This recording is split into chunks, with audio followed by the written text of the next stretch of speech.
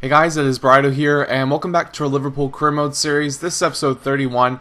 Sorry for the wait on this one, guys. I've had a little bit of issue getting this one up, power going out, internet going out, and whatnot. It hasn't helped me get this up, but finally I'm good to go on my end. I can get this going, and I'll try and get another episode up a little bit quicker than I normally do, just so we compensate for the lack of day that I had a Liverpool episode up for you guys. But we're going to start this one up, though, a game against Stoke City.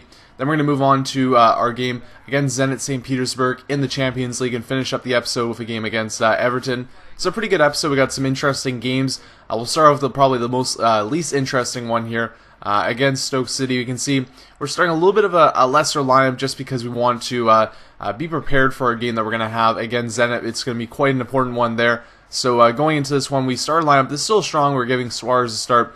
I'm really going to try and do that a little bit more too, down the middle, give Suarez that chance, and you can see right here, early on in the game, 10 minutes in, the goal is credited to Raheem Sterling. I actually thought that was a Steven Gerrard goal there with a header, but it goes in the net nonetheless. That's a good goal for us, and we're up 1-0 in this game, so a good start overall, and Delafo makes it even better there. 20th minute goal for us, 2-0 is the score here, and yeah, we're doing well away from home against Stoke City.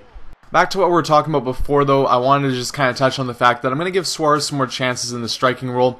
The reason for this is that he, played really well for us last season, especially when he was gone from our lineup. We really felt his, presence left, and then when he came back, he was scoring goals by the bunches. We brought Lewandowski in to be that extra presence for us in the striking role, and it really worked out. He's been playing great for us, but at the same time, too, Suarez has kind of, reduced his role to the wing a little bit, which isn't necessarily bad. He's been playing lots of minutes there, but he hasn't been at the same impact as he was last season. So I want to get him back in that role a little bit more, give him some more chances there, and especially when Lewandowski is going to have a day off, then that's the day that Suarez can come play there. And then, when Lewandowski's playing, he can also play on the wing too. So just kind of mixing it up a little bit, and then also, keeping him happy, keeping him getting the chances, and also continuing to be an impact player for our team. Back to the game, though, we're doing pretty good against Stoke City here. At the 62nd minute, we get a corner chance. We're up 2-0 at this point still. Overall, pretty happy with our play so far. This is the real big chance that they got, Cameron Jerome, putting one at the side netting, so not too dangerous for us there. Make a switch for Steven Gerrard for Merkel, and he gets his magic going right away. He's just amazingly fast when he gets these opportunities, finds loads of space, puts the goal in there, and it's a 3-0 lead for us, and he's done this before too, so I'm really, Merkel's a guy that some of you guys may have not been extremely sold on when we brought him in, but I'm really happy with his play so far, and he's been a great impact player for us too. But you can see here, though, that they get one goal back in the 77th minute. We're pretty comfortable in this game, though. It's not the end of the world that we get that goal up, and at this point, the game kind of winds down. We play a little bit more of a defensive game to close it out, trying to keep the game in our favor, just get that 3-1 win, get the goal differential going back towards us, and called a day at that. So we get the 3-1 win, guys. A pretty good win for us here. We bring on some subs, trying to keep things fresh for our players that are going to play against Zenit coming up in the midweek game. Very important game for us there. So that was the focus for us here, but definitely the 3 points here is very important as well. Continuing our look at getting to the top of the league, is we're just sitting slightly behind Manchester United right now, but we're slowly creeping closer and closer to taking over as a top team in the league at the moment. Here you can see an article about Jordan Henderson. He's moved over to Stoke City, and yeah, pretty much the same thing that we had with Stuart Downing in Season 1, playing against a former club. A little bit of story there, kind of cool to see that. But we're going to move on to our game here now against Zenit, and we're away from home from this one, so pretty important matchup for us. If we win this game, I think we're pretty much set to move on to the next round. If we lose this game, then we're in a different territory where we'll be fighting for our lives against Milan in the final game of the group stage. So a lot of importance played on this one here. We start a very strong starting 11 as well. We're trying to win this one, obviously. We had a good game against them at home. They were a tough matchup for us, but we were able to kind of handle them pretty good there. There you can see we're second in the group, probably out of reach of Milan unless we win this game and win our second game, or second game against them. So there is a chance there for us, but it's a little bit out of reach. So we have to do a good job here to get it back on that goal differential. But besides from that too, as I said, strong lineup playing this one. Zaha is playing on the wing there, but we got Suarez, Lewandowski, and Merkel, top guys there, and then Holtby and Bender. Overall, pretty good lineup there, and yeah, starting up this one, as I said, very important game, so we're trying to get as much out of it as we could. So we start off here with our own first chance of the game. Holtby trying to come in, takes the shot, nice save there, Malafev. making that one.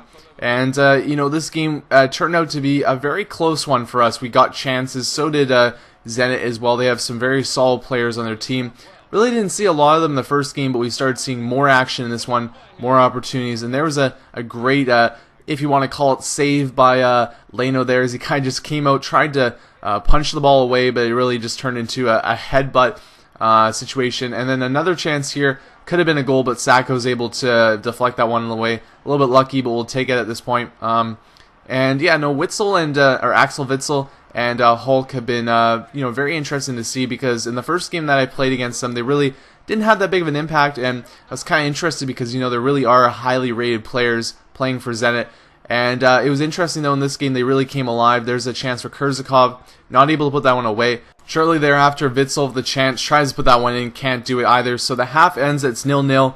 Overall, pretty good half. We were a little bit behind the 8 ball, got more possession, but the Zenit were getting a little bit more chances on net, and just overall kind of busting us at points, trying to get through our defense, and they were able to do it pretty well in the first half. So that was a little bit of a worrying fact there.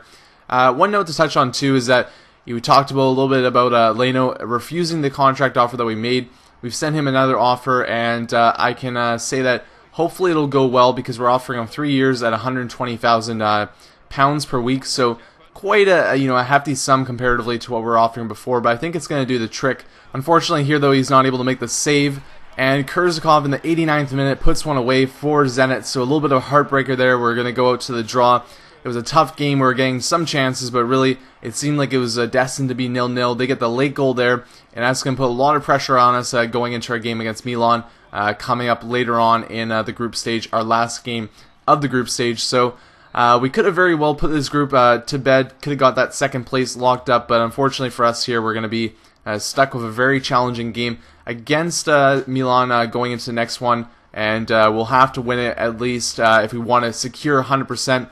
Or we'll have to hope that Zenit kind of stumbles up on their next game against AZ. So we had a good result against Stoke, a disappointing one here against Zenit, but we had an interesting game to finish off this episode for you guys, as we're playing against Everton, a team that we always love to go out and play against. We've had 2 good games against them in the past, 2 results that went in our favor, but very interesting games both times. So I was excited to get into this game, especially in our position that we are in right now. Is going to be an important game for us, and also a very interesting one, as it always is. So here you can see the standings. So as I was saying, Liverpool are now at 7 points, and Zenit are only a point behind. So we're going to have to beat Milan away from home if we want to get the securing the second spot going into the next round. Or we can take a draw, or just take a loss and hope that Zenit is not able to get a win out of their game, because if they either draw or they lose their game, then we're going to move on anyway. But still, as I said, we could have locked up the spot, could have secured it going into the last one there, but unfortunately for us, we leave it hanging. We leave the opportunity open, the door open for Zenit to see if they can come in, come knocking, and get that second spot, which is not what we wanted to do, especially with the high expectations on us. We really want to get as far as we can in many of these competitions as we can, so it's going to be a very interesting one coming up there in a little bit. While our games against Everton is starting up, though, I want to talk a little bit about our youth squad. I talked to you guys in the last episode, and what I'm going to focus on going into this transfer window is I'm going to potentially sell a couple players, get our funds up just a little bit so that we have a little bit more money to work with, and I'm going to bring in a 5-star scout so we can get that going. As I've said, I felt like we kind of missed out on that a little bit. Usually in the past, I always like to spend some of my first money on bringing in that scout, but because this is a series I've been doing with you guys, I wanted to kind of bring in players that you wanted to see. Didn't really want to be like, okay, this is our team, and then just go with what we have. So that's something I'm going to definitely do for this next window, because I feel very confident with our team that we have right now. So stay tuned for that, obviously. I'm not sure where I'm going to get them from, but I'm just going to go into the window every once in a while, see what available scouts there are, refresh if needed, and then find a good scout to kind of lead us forward, hopefully bring in some young players that we can really use going ahead. So you can see here from the first half of the game against Everton, very quick first half highlights, because there really wasn't that many chances. First half offered a couple chances for both sides, but really nothing that great, and both were really chances that didn't even test the keeper. So nothing too big there for either side to start off the half. And going into the second half, though, we start going a little bit harder, getting a couple more of our chances. Steven Gerrard here with a shot, gets it through the crowd, and Merkel on the rebound, a thundering header off the rebound, gets that one in the net. A nice goal by him too, adding to his goal tally. As I've said before, really making a great impact for the team, and really doing a good job there to get the goal. Here's a nice chance for, I believe, Osman there, trying to get that one away. Can't get it done. Leno makes a save there. Now off the ensuing corner, they get an opportunity off the volley. A little bit of a crazy chance here, but luckily it goes through all our legs and leads to no actual opportunity for Everton there. So the game ends. Really not that many great chances. It's probably the quietest game that we've had against Everton. Regardless, though, we'll gladly take the 3 points from this game, as they're very important right now. Trying to get as many as we can. Also, good to see that Bernd Leno gets the Man of the Match award there, along with the clean sheet. Hasn't got one of those in a while, so it's good to see him back on that horse there. That's the end of the episode, guys. I hope you enjoyed. We'll be back for more in the future, and also the next episode will have that game against Milan, so a very interesting one to come there. Thanks, guys, for watching. With 30 points. In 5th, Aston Villa with 25 points. In 6th, Everton with 25 points. In 7th, Manchester City with 22 points. In 8th, Arsenal with 22 points. Bottom of the table, Sunderland with 9 points. And then reading up the table, second bottom, Reading with 10 points. Third bottom, West Ham United with 12 points. Fourth bottom, Blackburn Rovers with 12 points. Fifth bottom, Wolverhampton Wanderers with 12 points.